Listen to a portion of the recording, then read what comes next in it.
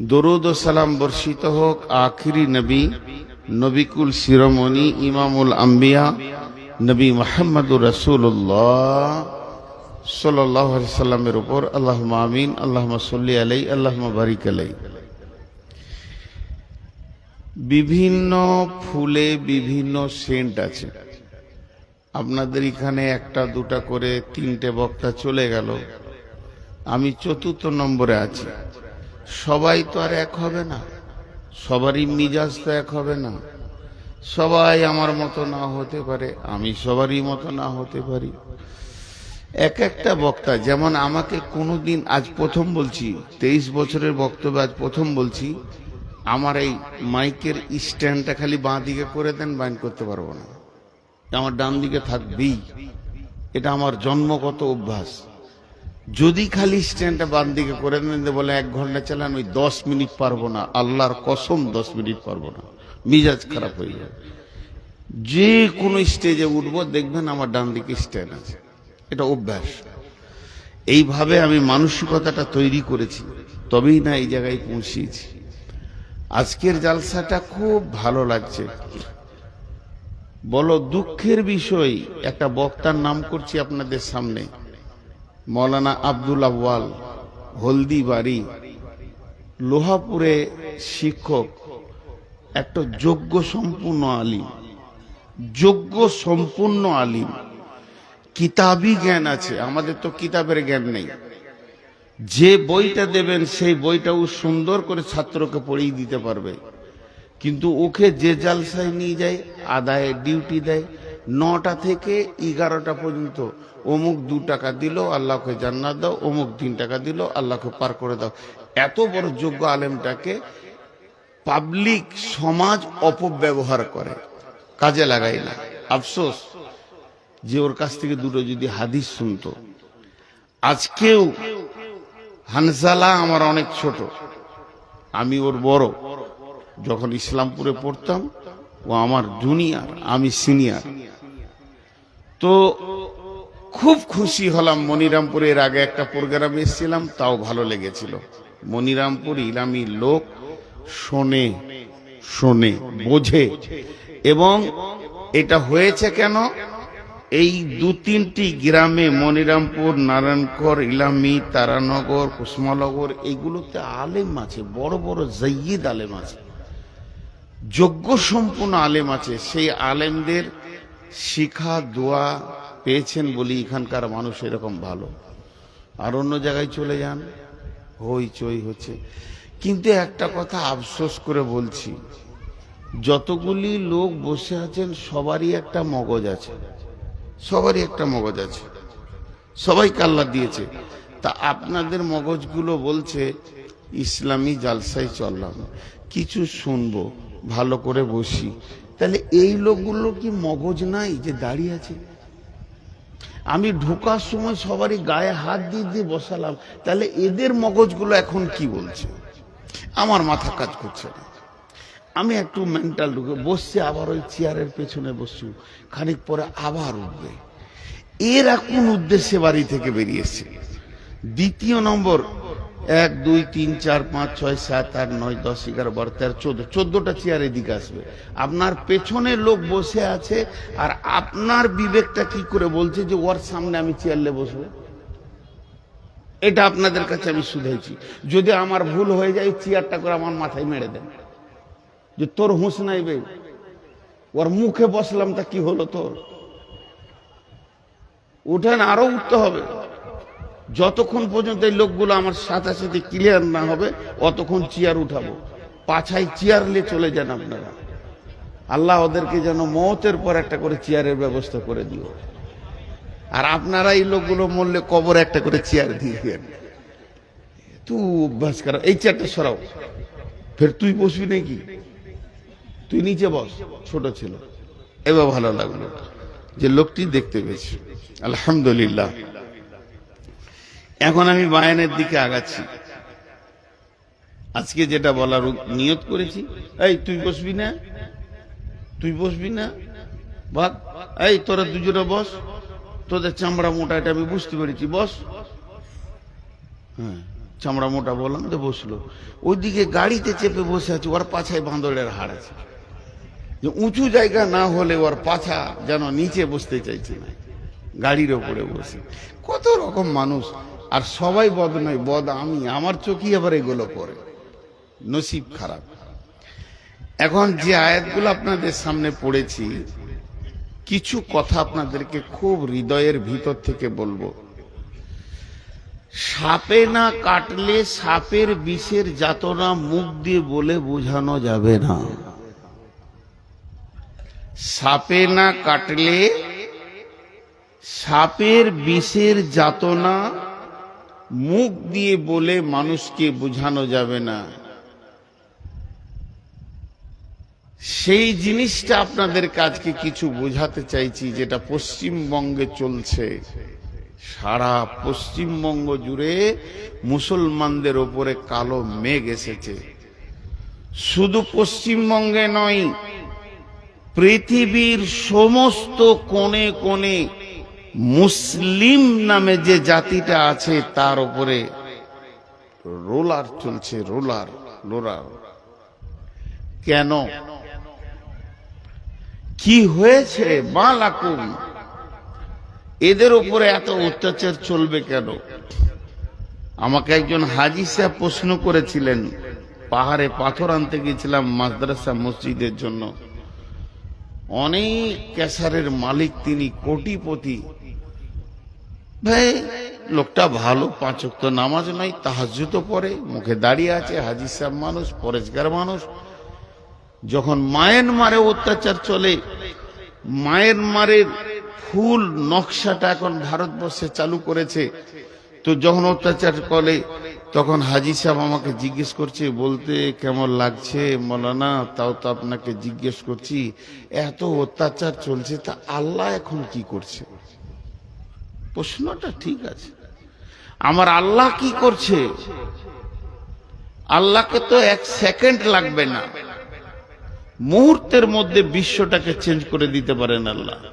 তিনি কি করছেন? তা আজকে আপনাদেরকে সঙ্গে নিয়ে আমি বক্তব্য না রেখে একটা আত্মসমালোচনার দিকে নামবো। আত্মসমালোচনা, কিছু আলোচনা করব, পর্যালোচনা করব। ইসলাম মানে শান্তি, মুসলিম মানে শান্তি প্রিয়, সালাম মানে শান্তি। ইসলাম মানে শান্তি, ইসলাম মানে শান্তি। যেখানেই ইসলাম সেখানেই অশান্তি। মানের সাথে কাজের মেল হচ্ছে না। এর কারণটা কি? কে বলবে? কে বলবে কারণটা? অরিজিনাল অ্যাকুরেটি কারণটা কে বলতে পারবে? জি ভাই, শুধু ইসলামকে নিয়ে 2 কথা বলি।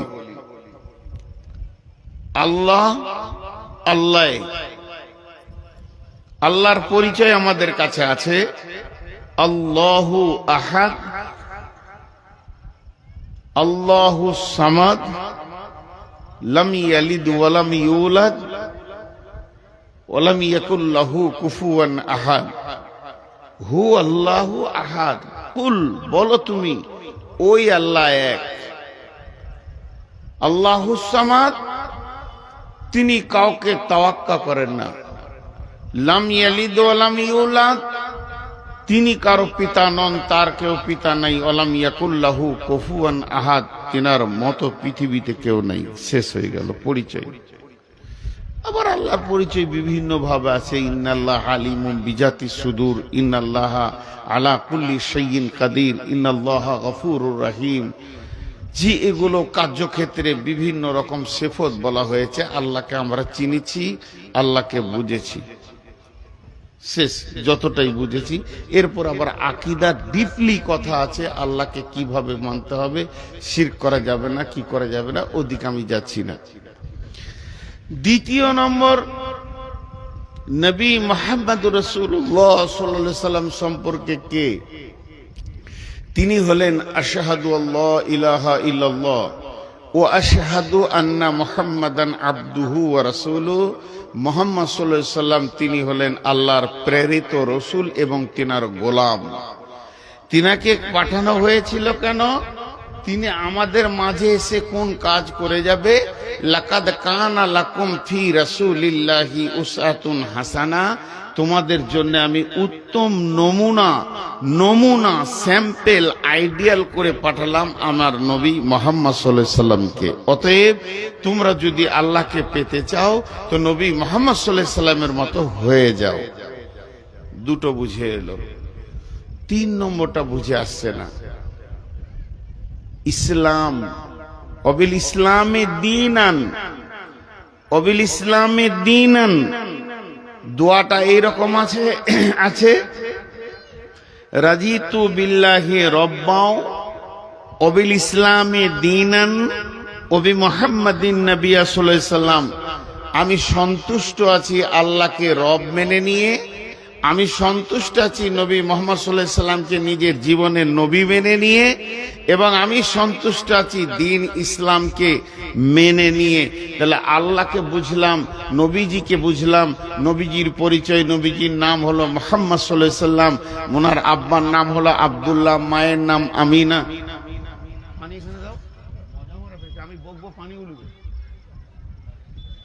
এত পেশ লাগছে কেন? চুপ করে বসে থেকে দাও, ওকে পানির 4টা বোতল দিয়ে দাও, ঢুক ঢুক করে খালি পানি খাবে, এটা তো পানি নাই, ও যা আছে খাবে। এর আবার দাঁড়ালো কেন? বস, আমি সুগারের রুগী, 390 সুগার, আর সুগারের রুগীদের দুটো জিনিস কন্ট্রোল থাকে না, আগে বলে দিছি। বহুত চেষ্টা করি তাও কন্ট্রোল থাকে না। আপনারা তো জানেন নজরুল আপনাদের মইদুল আমার জামাই, ওকেও বকে দিছি, এই বকাবকিটা কন্ট্রোল থাকে না। আমি কোনো কথা বলছি, বেটি এসে বলছে আব্বা এটা তো তোমার দোষ, ভুল বলছো, ধাবড়ে দেবো তোকে ফের। তো জামাই বলছে আপনারই তো দোষ, তোমার আবার মন যেছে নাকি? ও সরে যেছে। সুগারের রুগীর মিজাজ কন্ট্রোল থাকে না, পায়ে ধরে ক্ষমা চেয়ে নিচ্ছি, এটা আমাকে মাফ করে দেন। আর সুগারের রুগীর পেচ্ছাপ কন্ট্রোল থাকে না, ও যদি একবার নিয়ত করে যে আমাকে পেচ্ছাপ লেগেছে খালি মনে মনে, তোর কাপড়ে পেশাব হবেই। এটা আল্লাহ দিয়েছে আমার রোগ। আপনারা আমার জন্য দোয়া করবেন যেন আমি ইমানি হালাতে মরতে পারি। শেফা আল্লাহ যদি দেন তো দেন, রোগ থাকলে আমি খুশি আছি। যাক, আমি যে কথা বলছিলাম, তাহলে 3টে জিনিসকে আমাদেরকে বুঝতে হবে। 3টে জিনিস। একটা আল্লাহকে বুঝলাম, একটা নবীজিকে বুঝলাম, দিনটা কি। এবার দিন নিয়ে কথা বলছি। আপনারা হিন্দি ভাষী মানুষ, প্রাইমারি থেকে হিন্দি পড়েছেন, আমি বাংলা পড়েছি। তয়ে বানানটা একবার বলছি, দয়ে হস্যই দন্তন দিন, একটা বানান বললাম। দ্বিতীয়টা বলছি দয়ে বয়ে দীর্ঘি, এই দিক থেকে মারবে, দন্তন দিন। দুটো দিনের তর্জমা আলাদা। এবার আল্লাহ তাহলে এটা কোন দিন বলছে? আল্লাহ কোন দিন বলছেন? দয়ে বয়ে দীর্ঘই না দয়ে হস্যই? আল্লাহর ভাষা যেদিক থেকে নেবেন কাজে লাগবে, কোনো দিক থেকে বাদ যাবে না। আল্লাহর নামটা দেখেন, যেদিক থেকে ধরবেন কাজে লাগবে, বিকৃতি হবে না। আল্লাহর নামটা যেদিক থেকে যেমন করে উল্টা পাল্টি ধরবেন তো আল্লাহর নামের কোন রকম কেউ বিকৃতি করতে পারবে না। তাহলে দয়ে হস্যই দন্তন দিন, দিন মানে হলো এইটা রাত, কালকে পূব দিকে সূর্য উঠবে, পশ্চিম দিকে ডুববে, ওই সূর্য উঠা থেকে ডুবা পর্যন্ত এটাকে বলা হচ্ছে দিন, আলো। আর এটা এখন রাত চলছে, সূর্য ডুবে গেছে, সূর্য ওঠা পর্যন্ত রাত। ইন্নাদ দীনা ইনদাল্লাহিল ইসলাম, ইন্নাদ দীনা ইনদাল্লাহিল ইসলাম, আল্লাহর কাছে মনোনীত দিন হচ্ছে ইসলাম। যদি দয় হস্যই দন্তন দিন লেন, দিনের আলো যদি এইটাকে তর্জমা করেন তো ইয়ার ব্যাখ্যা কেমন হবে? দিন যখন চলে আসে তখন রাস্তাঘাট আমরা চোখে দেখতে পাই, আর রাত যখন চলে আসে আমরা সব জিনিস দেখতে পাই না।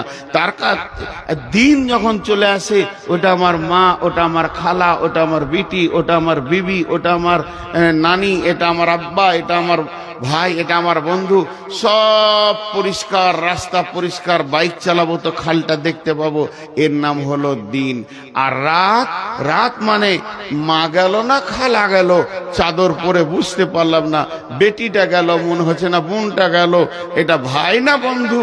আর রাতে এখান থেকে গোঁধাইপুর যাবো, আমাবস্যার রাত, লাইট নাই, আর সাইকেল চালিয়ে 40 বার খালে খালি খড়াক খড়াক করে পড়লাম। রাত মানে কিছু দেখা যায় না। এই তর্জমা যদি নেন তাহলে দিন মানে দাঁড়াবে যার কাছে দিন আছে তার কাছে হালাল হারাম পরিষ্কার আছে, এটা হালাল না এটা হারাম ও দেখতে পেয়েছে। আর যার কাছে দিন নাই জানতে হবে ও আঁধারে আছে, তখনই জুয়া খেলবে, তখনই মদ খাবে, তখনই নামাজ পড়বে, ফের তখনই কোথা টক্কর লাগিয়ে দেবে, লুচ্চা লাফাঙ্গারি করে বেড়াবে। তার মানে বোঝা যাবে এর কাছে দিন নাই, এর কাছে দিন আছে। এই হারাম থেকে নিজেকে বাঁচাচ্ছে, তার মানে এর ভিতরে আলো ঢুকেছে, এর ভিতরে আলো ঢুকেনি। একটা তর্জমা সারলাম। আর দয়ে বয়ে, দয়ের সাথে বকে পাছে লাগিয়ে দিতে হবে যে দীর্ঘী দন্তন দিন, এর আবার 19টা মানে আছে, একটা দুটা লয়, 10 আর 9 19, তার মধ্যে দু একটা বলছি।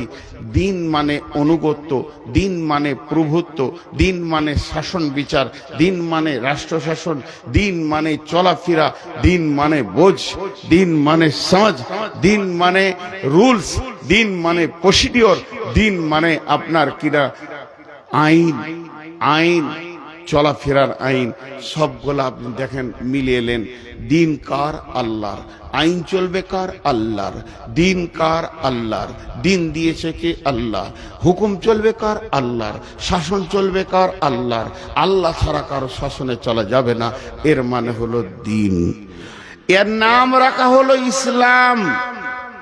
এতক্ষণ বলছিলাম দিন, এটা বেটা ছেলে, এটা মেয়ে ছেলে, নামটা এতক্ষণ বলিনি। এর নাম খাদিজা, ওর নাম আব্দুস সবুর, বেটা ছেলে দিয়েছিল। দিন এতক্ষণ বললাম, কিন্তু আমাদের দিনের নাম হলো ইসলাম। ইসলাম, ইসলাম, ইসলাম মানে শান্তি, কিন্তু হয়ে গেছে অশান্তি। কেনে গো কেনে? এই কেন তো 1 মিনিট বার করি। 10 জন বুদ্ধিজীবী বসেছে ঝাড়খণ্ডে, মনিরামপুর, ইলামি, তারানগর মিলে, এরা বুদ্ধি করে এরকম একটা সভা করে গোটা ঝাড়খণ্ডের ব্রেনিয়ান বুদ্ধিমান উচ্চ যোগ্য 10টা মুসলিম ছেলেকে এনে হাজির করেছে, যারা গোটা ঝাড়খণ্ডের মধ্যে দামি ব্রেনিয়ান। ওদেরকে একটা টেবিল করে দিয়ে গোল করে বসিয়ে দিয়েছে, ওদের কাছে একটা প্রশ্ন ছুড়ে দিয়েছে যে আজকে মুসলমানরা কেন মার খেয়েছে, এটা খুঁজে বের করো। তোমরা এইটা খুঁজে বের করো।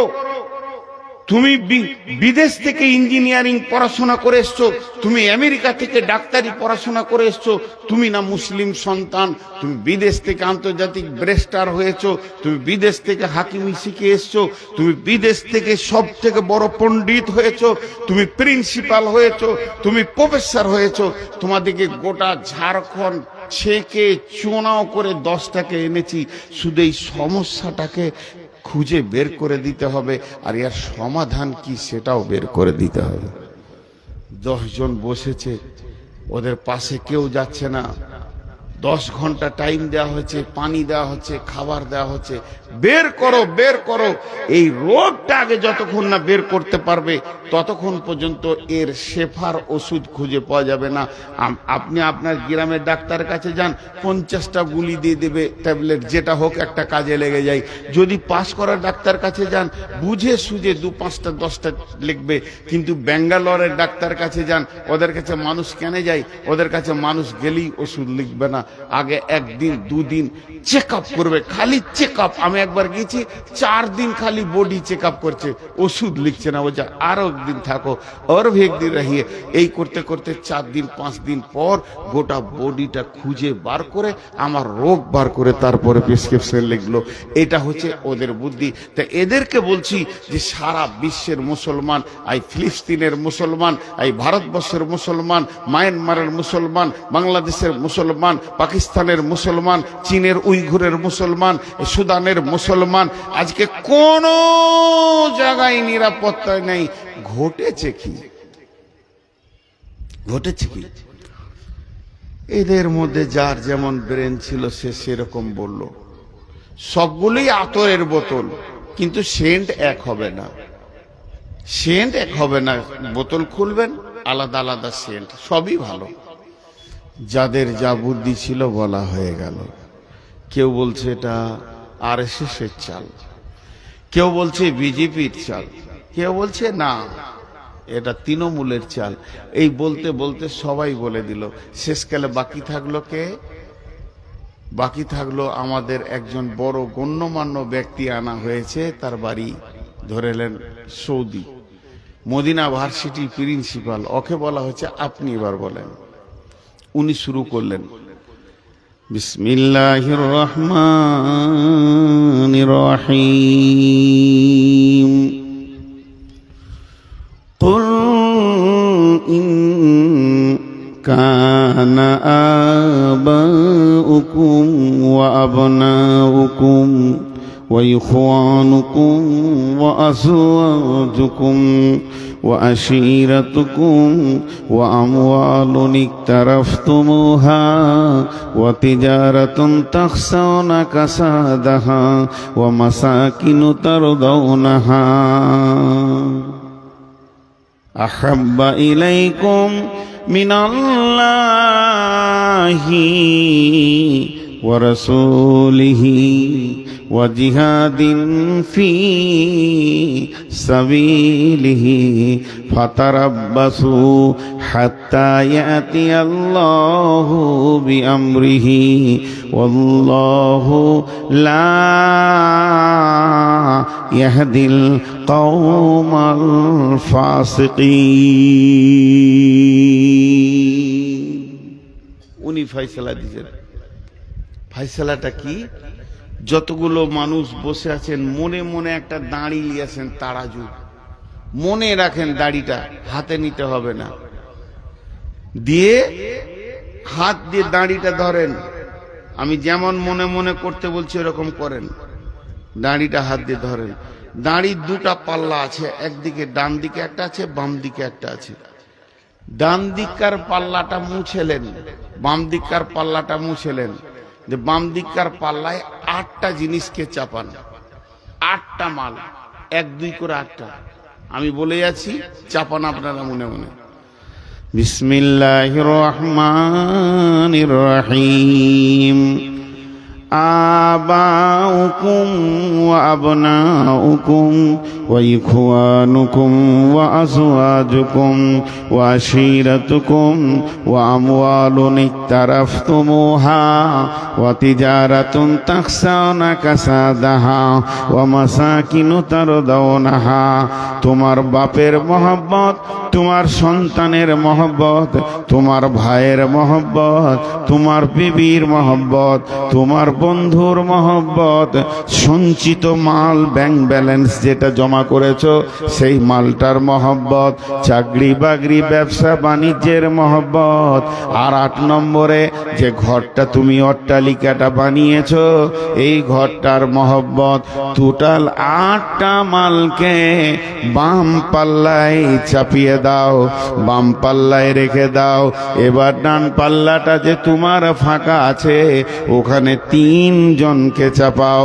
আহাব্বা ইলাইকুম মিনাল্লাহি ওয়া রাসূলিহি ওয়া জিহাদিন ফি সাবিলিহি। একটা আল্লাহর মহব্বত আর একটা রসুলের মহব্বত, আর আল্লাহ দ্বীনকে আগে বাড়াতে হবে এ ব্যাপারের মহব্বতটা ওখানেই চাপাও।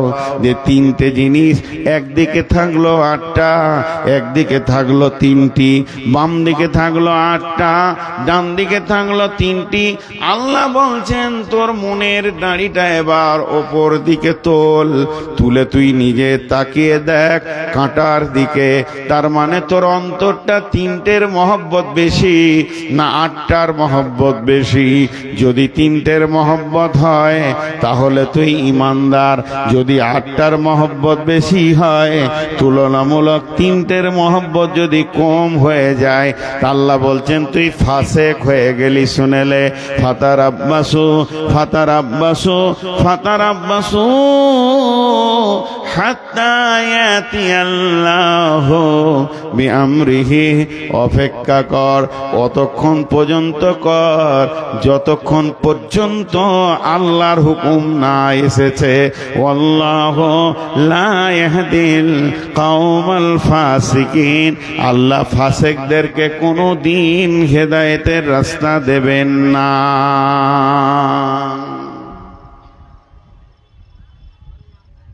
পানি খাবেন নাকি? আর খায়? মনে মনে রাগ হচ্ছে। একটা কথা বলি, ইলামি তারানগর এই এলাকা আর ইসলামপুর এলাকা, এটাকে আমি জালসার জায়গা মনে হয় না, নিজের এলাকা মনে হয়। এখানে যেগুলো মুলবি রয়েছে ছোট ছোট, আমরা যখন পড়ি তখন ওরা ছোট ছেলে, কাউকে চিনতে পারছি কাউকে পারছি না, কেউ ফের গাল দিয়ে দিচ্ছে পেছন থেকে, কত অহংকার বে। কিন্তু আমি অনেক টেনশনে আছি, আল্লাহর কাছে দোয়া করে উঠেছি যে আজকে আল্লাহ বায়ান করাবে কিনা। তার মানে আমার টেনশনটা আপনাদেরকে বলে দিই, আপনারা দোয়া করবেন। আমার ফ্যামিলিতে 2জনকে ভোটার থেকে বাতিল করে দিয়েছে, হাইকোর্ট যেতে হবে। এটা হাসির কথা নাই। এখন তো শুয়ে শুয়ে হাইকোর্টের সঙ্গে যোগাযোগ করছিলাম, কলকাতায় 3-4 জায়গায় ফোন করলাম, খুব টেনশন। এই কথাগুলো আপনাদের কাছে আসবে সেই বিষয় ধরেছি। তো আমরা 8টা জিনিসের মহব্বত এত বেশি করি, আমাদের কাছে 3টে জিনিসের মহব্বত নেই, খালি মুখে আছে। আল্লাহকে ভালোবাসো না? বাসি। ওকে যদি জিজ্ঞেস করা হয় আল্লাহকে ভালোবাসেন, বলে হ্যাঁ বাসি। গত 3 দিন আগে আমি জলসা করতে করতে বলছি যে বুকে হাত দিয়ে 100% ইমানদার হাত তুলে বলেন যে আমি এতটা পরেজগার, আমার উপরে আল্লাহ এখন রাজি আছে। কে বলতে পারবে? আমি 100% নিজের উপরে বিশ্বাস আছে আমার, যে আমার আল্লাহ আমার উপরে নারাজ নাই। একজন হাত তুলে দিল, তো দেখছি ও দাড়ি নেই। তোর মতো ফাঁসে কি করে হাত তুললে? আমি এত বড় দাড়ি রেখে হাত তুলতে পারছি না। তর্কে জিতা বড় আসান। আমি এনাকে বলছি পানি দেন, পানি দেন বলেছি, আমার হাতে খালি গিলাসটা ধরিয়ে দিয়েছি। দেখেন তর্ক কাকে বলে। তখন আমি বললাম যে পানি চাইলাম, তো তুমি গিলাস দিলে কেন? ও তখন বলছে দেখেন পানি রয়েছে যে গ্লাসের ভিতরে আছে, জি কোণে একটা ফোঁটা লেগে আছে। কি হবে এটা? কোন কাজে লাগবে? কোন কাজে লাগবে? খাওয়া হবে না, গোসল হবে না, ওষুধ খাওয়া হবে না, কিন্তু তর্কে জিতে যাবে গিলাসে পানি আছে কিনা বল। তো ওই রকম তর্কে অনেকে জিতে যাবে যে আমি আল্লাহকে ভালোবাসি, কিন্তু ভালো যদি বাসো তো এই হালাতটা কেন? বিসমিল্লাহির রহমানির রহিম। তাই আল্লাহ তাবারাক ওয়া তাআলা বললেন ফাতারাব্বাসু হাত্তা ইয়াতি আল্লাহু বিআমরিহি ওয়াল্লাহু লা ইয়াহদিল কওমাল ফাসিকিন। তোদের হালাত, ছোট্ট একটা কথা জিজ্ঞেস করব, আপনাদেরকে চিল্লাইতে হবে না, হালকা করে উত্তর দিলেই হবে। কোরআন মাজিদ, কোরআনুল কারীম আমার হাতে নাই, মনে মনে ধরেলেন। আল্লাহ আমাদেরকে পথ চলার জন্য দিয়েছেন কোরআনুল কারীম, আল্লাহ আমাদের পথ চলার জন্য দিয়েছেন। ওই কোরআনুল কারীমে বিসমিল্লাহ থেকে মিনাল জিন্নাতি ওয়ান নাস পর্যন্ত যত নিয়ম কানুন আদেশ নিষেধ যা দিয়েছেন, এই বান্দার জন্য, তার গোলামের জন্য যথেষ্ট না কম দিয়েছেন আল্লাহ? কথা বলে না। যথেষ্ট দিয়েছেন না কম দিয়েছেন? যথেষ্ট। এবার পার্সেন্টেজ করেন আমার সঙ্গে, 100-তে 100 দিয়েছে না 100-তে 99 দিয়েছে? 100-তে 100। আলহামদুলিল্লাহ, আলহামদুলিল্লাহ, সুম্মা আলহামদুলিল্লাহ। আপনাদেরকে আমি বুঝাতে পারছি। এবার চলেন, আজ থেকে 1450 বছর পেছিয়ে যায় রসুলের যুগ, সাহাবীদের যুগে। সাহাবীদেরকে বেঈমান কাফেররা প্রশ্ন করত, এই এই তোরা কি করিস? হিয়ানত করে জিজ্ঞেস করত, তোরা কি করিস? ওরা উত্তর দিত, কোরআনে যা আছে আমরা তাই করি, কোরআনে যা আছে আমরা তাই করি। যদি ওদেরকে এরকম প্রশ্ন করত, এই তোদের কোরআনে কি আছে রে? বলে, আমরা হাত পা দিয়ে যা আমল করি তা কোরআনে আছে। চলে আসে এখন 2026 সালে এপ্রিল মাসের 3 তারিখের রাতে। এখন যদি কোনো কাফের বেঈমান এসে স্টেজে উঠে আমাকে একবার বলে, মৌলভী সাহেব একবার মাইকটা দেন তো, 2 মিনিট, বেশি সময় লিব না, দিয়ে বললো হ্যালো, ও তো সালাম দিবে না, বেঈমান খ্রিস্টান ইহুদি। এই মুসলমানেরা তোমরা কি করো? উত্তরে বলতে পারবো না, কোরআনে যা আছে তাই করি। আমাদের করার সঙ্গে কোরআনের মেল হবে না, আর কোরআনে যা আছে তা আমাদের সঙ্গে মেল হবে না। তাহলে কি আমরা আহলে কোরআন আর আহলে হাদিস এটা জবান দিয়ে খালি দাবি রেখেছি? গিলাসের কোণে 1 ফোঁটা পানি যেমন কোনো কাজে আসবে না, তর্কে জিতার জন্য যথেষ্ট হয়ে যাবে, তুমি তর্কে হারবে না, তুমি জিতে যাবে। তেমনি আমরা এমন মুসলমান, গোটা কোরআনটা আমাদের জিন্দেগির সঙ্গে মেল নাই। আজকে যদি কোরআন আমাদের জিন্দেগির সঙ্গে মেল থাকতো, পৃথিবীতে যত জাতি আছে সব এসে আমাদের কাছে উবুর হয়ে পড়তো। হতভাগা মুসলমান বেল কোরআন, আর তাদের চলা চরিত্র হয়ে গেল ইহুদি আর খ্রিস্টান। এর মুখে দাবি করে আমরা মুসলমান, এদের চালচলন হয়ে গেছে ইহুদি নাসারা খ্রিস্টান। অতএব আল্লাহ তাবারাক ওয়া তাআলা বলেছেন, জাহারাল ফাসাদ ফিল বাররি ওয়াল বাহরি বিমা কাসাবাত আইদিন নাস। জলের ভিতরে কিংবা স্থলে, সমুদ্র জলপথে স্থলপথে যত রকম ফাসাদ, যত রকম গন্ডগোল, যত ঝামেলা আসবে, হে মুসলমান তোমাদের হাতের কামায় তোমরা নিজেই বানিয়েছো। এটা তুমি অন্য কাউকে দোষ দিতে পারবে না। যাদের মাবুদ, যাদের মালিক, যাদের মুনিব হচ্ছে স্বয়ং আল্লাহ, সেই মুনিবের গোলাম যদি রাস্তায় মার খায়, সেই মুনিবের গোলাম যদি দুর্বলের কাছে মার খায়, তাহলে জানতে হবে এই দুর্বল কত দূর আমরা দিন ইসলাম থেকে সরে গেছি, যে আজকে আমাদেরকে, যাদের কাছে দিন নাই, ইসলাম নাই, দলিল নাই, তারাই আমাদেরকে শাসন করছি।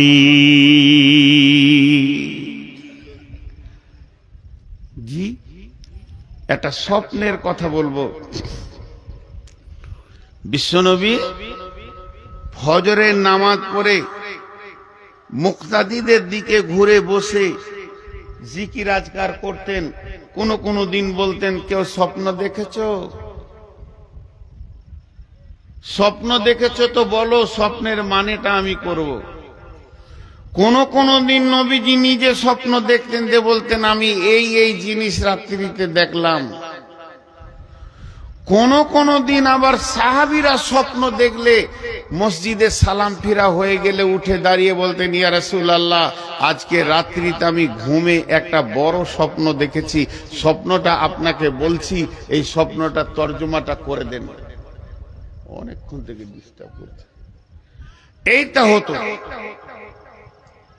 বিশ্বনবী ফজরের সালাতে সালাম ফিরলেন, আর মুক্তাদিদের দিকে মুখ করে বসেছেন।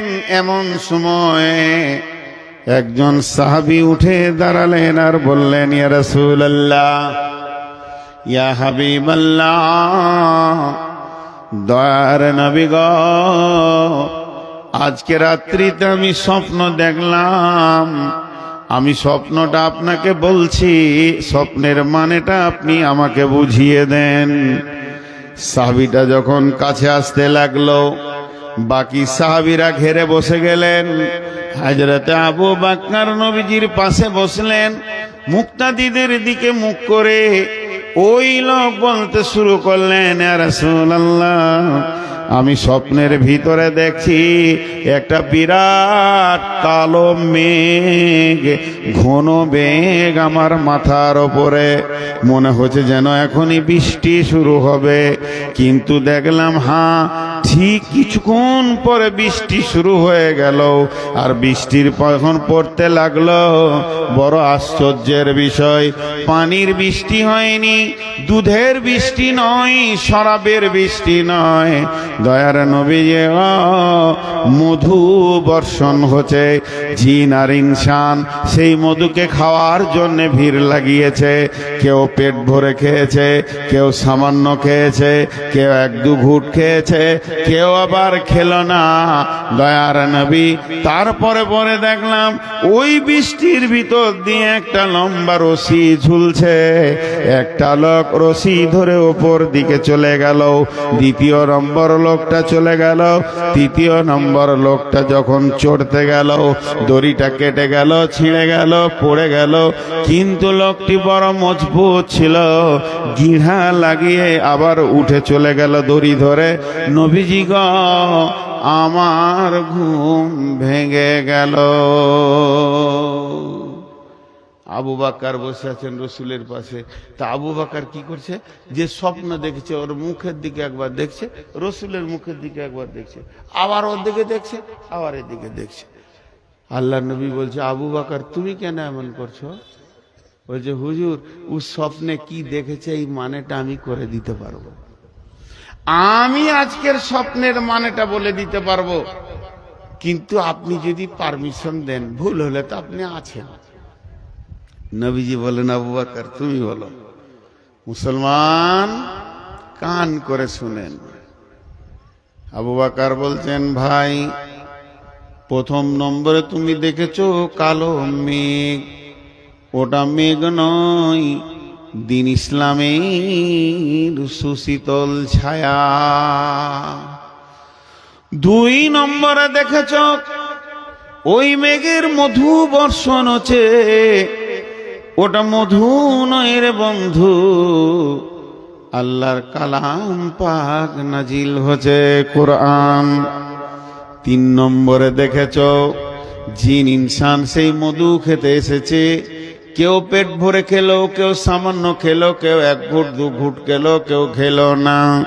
তার মানে ওখানে যে মধু পেট ভরে খেয়েছে কোরআনের হাফেজ হবে, আবার অল্প খেয়েছে অল্প মুখস্থ করবে, এক দু ঘুট খেয়েছে ছোট ছোট দুটি একটি সূরা মুখস্থ করবে। কিন্তু যে মোটি খেলো না, আল্লাহ তাকে কোরআন পাকের মতো জ্ঞান দেবেন না। এরপরে তুমি দেখেছো ওই বৃষ্টির ভিতর দিয়ে একটি রাস্তা, একটি রশি ঝুলছে। ওটা রশি লয় ভাই, ওটা সূরা বাকারার একটি আয়াত, ইহদিনাস সিরাতাল মুস্তাকিম। ওটাই হলো জান্নাতের রাস্তা।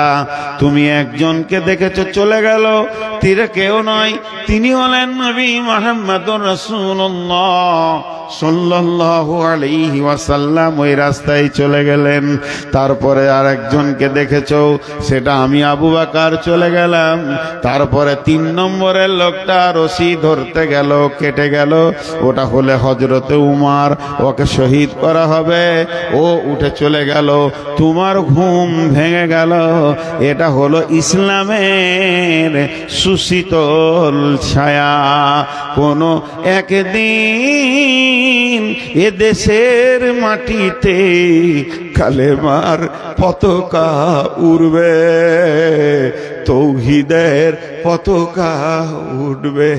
সেদিন মুসলমান দুঃখ বেদনা ভুলে হাসিতে দুলবে, হাসি আর খুশিতে দুলবে। রবে না ব্যভিচার, রবে না অন্যায় অবিচার, থাকবে না জুলুম অত্যাচার, সকলে শান্তিতে বাস করবে। কোনো একদিন এদেশের মাটিতে কালেমার পতাকা উড়বে। হে মুসলমান, আমরা উহুদের প্রান্তে দাঁড়িয়ে আছি, আমরা বদরের প্রান্তে দাঁড়িয়েছি। কখন শুরু হয়ে যেতে পারে? এখন ভারতবর্ষের মুসলমান উহুদ বদর খন্দকের ময়দানে দাঁড়িয়ে আছে। যে কোনো সময় যে কোনো জায়গায় শহীদ এর ডাক এসে যেতে পারে। তো এ হলো ইসলাম। কিন্তু ইসলাম ওয়ালারা আজকে শান্তিতে নাই। ছোট্ট একটা বিচার আপনাদের কাছে নিব, আপনারা বিচার করবেন আর আমি শুনবো, কারণ আমি আপনাদের কাছে বিচার নিতে এসেছি। দেখেন, আমি প্রথমেই বলেছি সুগারের রুগী, মাঝে মাঝে মাপ চাবো, মাঝে মাঝে ধুমকাবো। যারা মোবাইলে রেকর্ড করছেন আর পেছনের আলোটা জ্বলছে, ভাই ওটা বন্ধ করেন, আইনে রেকর্ড করতে হবে না, বসে যান, মন দিয়ে শোনেন, এটি কাজে লাগবে। যে কথাটা আপনাদের সামনে বলছি, বিচার চাইছি। বিচারটা কি? বিসমিল্লাহির রহমানির রহিম। আল-ইয়াওমা আকমালতু লাকুম দীনাকুম ওয়া আতমামতু আলাইকুম নি'মাতি ওয়া রাদিতু লাকুমুল ইসলাম দীনা। আরেকবার বলছি, আল-ইয়াওমা আকমালতু লাকুম দীনাকুম ওয়া আতমামতু আলাইকুম নি'মাতি ওয়া রাদিতু লাকুমুল ইসলাম দীনা। আল্লাহর নবী যখন, কেউ বলেছে এটা কোরআনের শেষ আয়াত, কোরআন যখন শুরু হলো প্রথম আয়াতটা ছিল ইকরা বিসমি রাব্বিকাল্লাযী খালাক, আর এটা নাজিল হয়েছিল গারে হীরাতে। কোন বিরাগী মন উদাসী হীরা গুহার মাঝে, কার বিরহে চোখের পানি ঝরাই সকাল সাঁঝে। ছাড়লো বাড়ি কিসের আশায়, বাঁধলো বাসা হীরা গুহায়, কার বিরহে আকুল আশা অন্তরে তার বাজে। কোন বিরাগী মন উদাসী হীরা গুহার মাঝে, কি সাধনায় মগ্ন হলো, কারবা প্রেমে মন মজিল। কি সাধনায় মগ্ন হলো, কারবা প্রেমে মন মজিল, কারবা প্রেমে আকুল আশা অন্তরে তার বাজে। কোন বিরাগী মন উদাসী হীরা গুহার মাঝে। কিসের লোভে কিসের তরে, ছাড়লো বাড়ি কিসের তরে, বাঁধলো বাসা হীরা গুহায়। ছাড়লো বাড়ি কিসের আশায়, বাঁধলো বাসা হীরা গুহায়, কার বিরহে আকুল আশা অন্তরে তার বাজে। কোন বিরাগী মন উদাসী হীরা গুহার মাঝে। প্রভু তারে করলো বরণ সারা জাহান মাঝে। মন গুন বিরাগী মন উদাসী হীরা গুহার মাঝে। হঠাৎ হলো জানাজানি, ওই চেয়ারটা দেন তাই পাশে, আর কোরআন শরীফটা দেন, আমি অনেকক্ষণ থেকে খুঁজছি।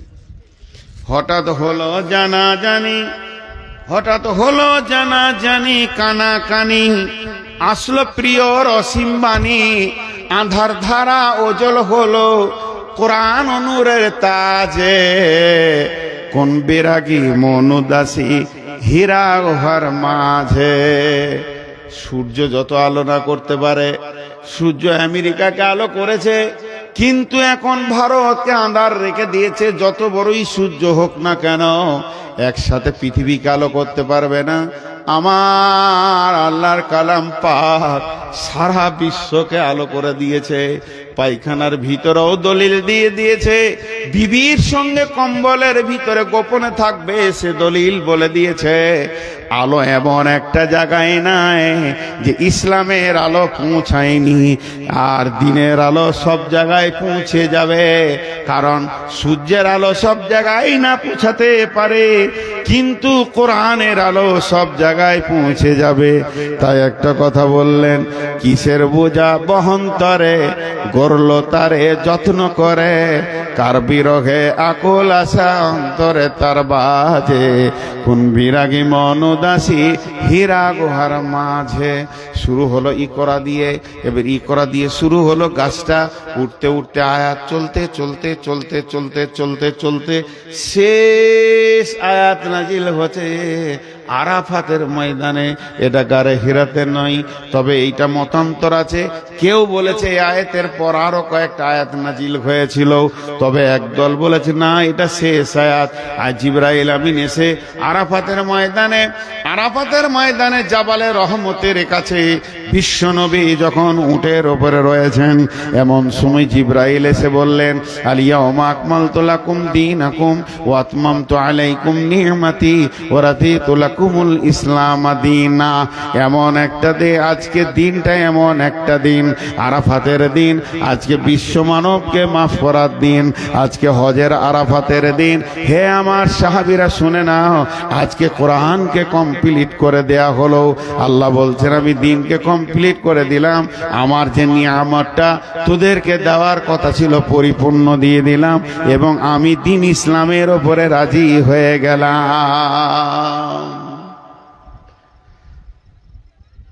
আয়াতটা নাজিল হচ্ছে, আবু বকর কাঁদছেন, উমর টেনশন করছেন। আবু বকরকে প্রশ্ন করলো, জাহান্নামের কথা নাই, কবরের কথা নাই, আযাবের কথা নাই, পুলসিরাতের কথা নাই।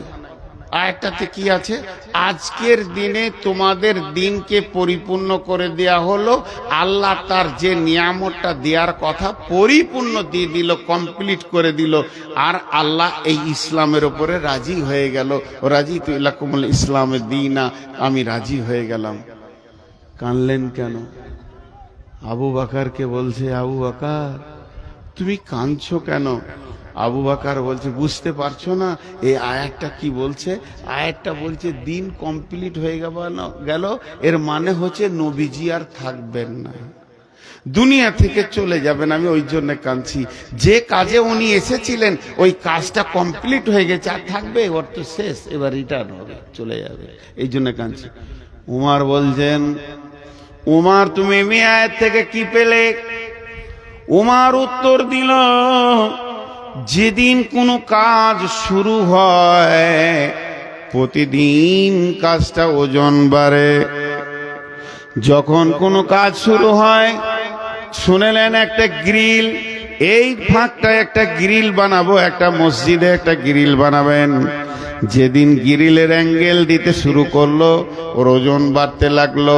একটা করে অ্যাঙ্গেল মারবে, ঝাল দেবে, একটু করে ওজন বাড়বে, একটা করে অ্যাঙ্গেল দিবে, ঝাল দেবে, ওর ওজন বাড়বে, বাড়তে বাড়তে বাড়তে বাড়তে যেদিন কমপ্লিট হয়ে যাবে সেই দিন থেকে ওজন কমতে থাকবে, জং ধরবে, ছেড়ে যাবে, আর সেই ওজনটা থাকবে না। তা বিশ্বনবী আজকে কমপ্লিট করে দিলেন দিন।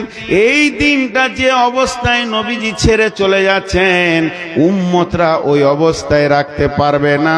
চটা ছাড়তে ছাড়তে ছাড়তে ছাড়তে সামান্য ওদের কাছে দিন থাকবে, এতেই নিজেকে মুসলমান ভাববে। অথচ কত আমল, কত ইমান, কত আকীদা সব মুসলমানের কাছ থেকে চলে যাবে।